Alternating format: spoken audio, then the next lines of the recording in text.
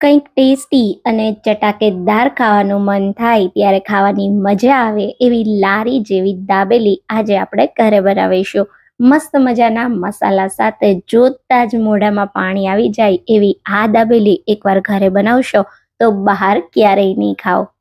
તો hello friends, welcome back to foods of fitness. હું છું અંકિતા વણજારા અને ચાલો રેસીપી શરૂ કરીએ. તો હવે સૌથી પહેલા એકદમ ટેસ્ટી અને ચટાકેદાર કચ્છી દાબેલી બનાવવા માટે આપણે દાબેલીનો મસાલો તૈયાર કરીએ.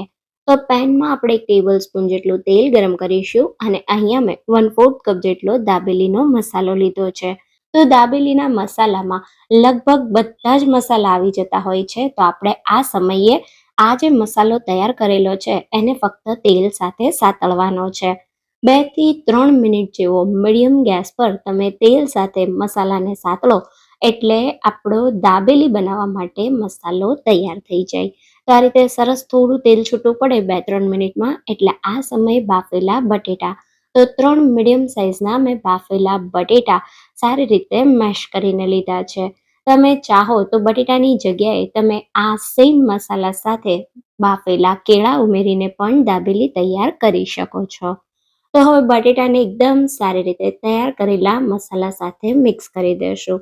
આ સ્ટેજ પર ફક્ત તમારે મીઠું ચેક કરી લેવાનું. તમારા સ્વાદ પ્રમાણે જો મીઠું ઓછું લાગે તો તમે એને બેલેન્સ કરી શકો છો. બધું સારી રીતે મિક્સ થઈ જાય એટલે 3 ટેબલ સ્પૂન જેટલો ગોળ આંબલીની ખાટી મીઠી ચટણી ઉમેરીશું.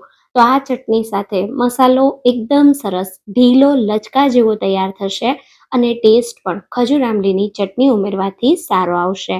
તો હવે બધી જ વસ્તુને મસાલા સાથે સારી રીતે મિક્સ કરી દેશું.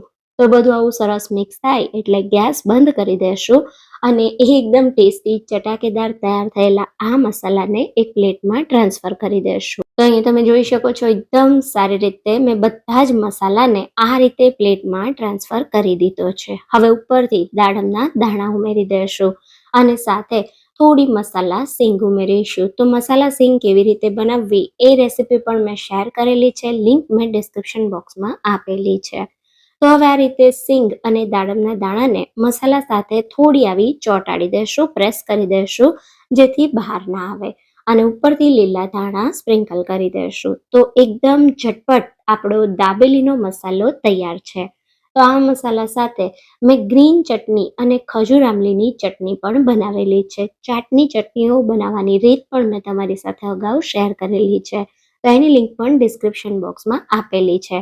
સાથે મસાલા સિંગ, દાડમના દાણા અને ઝીણી નાયલોન સેવ લીધી છે. તો દાબેલી માટે બધી જ તૈયારીઓ કરી લીધી છે.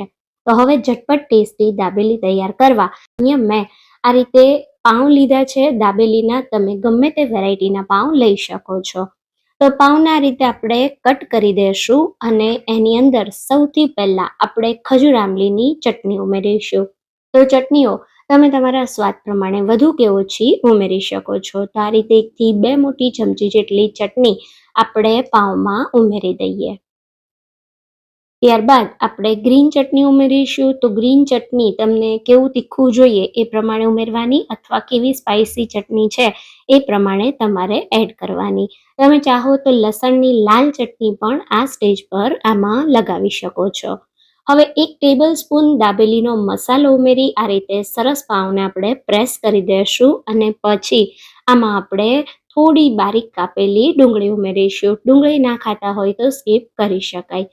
હવે અહીંયા થોડી મસાલા સિંગ અને દાડમના દાણા ઉમેરી આ રીતે સરસ પાઉંને પ્રેસ કરી દેશું અને બધી જ દાબેલીને આ રીતે ભરી આપણે તૈયાર કરી લેશું.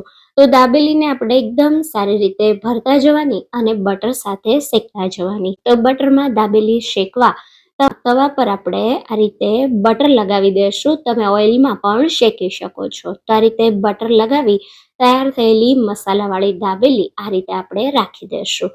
હલકી આ રીતે એને બટર સાથે કોટ કરી અને એકદમ સારી રીતે શેકવાની છે. તો આ રીતે એક સાથે 2 કે 3 તમારે જે રીતે સર્વ કરવી હોય એ રીતે દાબેલીને બટર સાથે સરસ શેકી લેવાની. બટર સાથે શેકાયેલી દાબેલીનો સ્વાદ એકદમ સરસ લાગે છે. તમને જેવી ક્રિસ્પી ગમે એવી દાબેલી આપણે શેકી લેશું. તો આ રીતે પાઉં પર હલકી હલકી ડિઝાઇન પડે એવી દાબેલીને મેં શેકી લીધી છે. તમે જોઈ શકો છો એકદમ પરફેક્ટ એવી દાબેલી શેકાઈ ગઈ. તો હવે આપણે આ દાબેલીને પ્લેટમાં કાઢી લેશું અને સર્વ કરવી હોય ત્યારે આપણે એમાં સાઈડ પર થોડી બેસનની સેવ લગાવી દેશું. તો આ રીતે પ્લેટમાં દાબેલી કાઢી અહીંયા મેં થોડી પ્લેટમાં સેવ લીધી છે. ઝીણી આવી નાયલોન સેવ લેવાની અને મસાલાનો જે ભાગ હોય એ ભાગ પર આ રીતે સેવ તમારે લગાવી દેવાની, જેથી સારી રીતે ચોંટી જાય. અથવા તમે હલકી એવી ખજૂર આમલીની ચટણીમાં દાબેલીને ડીપ કરી પછી પણ સેવ લગાવી શકો છો. તો તમે જોઈ શકો છો એકદમ ટેસ્ટી અને ચટાકેદાર કચ્છી દાબેલી તૈયાર છે. તો સર્વ કરો ત્યારે આ રીતે ઉપરથી થોડી સેવ, દાડમના દાણા અને મસાલા સિંગ સાથે સર્વ કરો. જોતાં જ ખાવાનું મન થઈ જાય એવી ટેસ્ટી આ દાબેલી તૈયાર થશે. તો અહીંયા મેં બધી જ દાબેલીને બનાવી લીધી છે. એકવાર આ રીતે જરૂર ટ્રાય કરજો, બધાને બહુ જ ભાવશે. જો તમને આ રેસીપી ગમી હોય તો રેસીપીને લાઈક કરજો અને વધારેમાં વધારે શેર કરજો. તો ફરી મળીશું એક નવા જ વિડીયો સાથે. ત્યાં સુધી થેન્ક્સ ફોર વોચિંગ.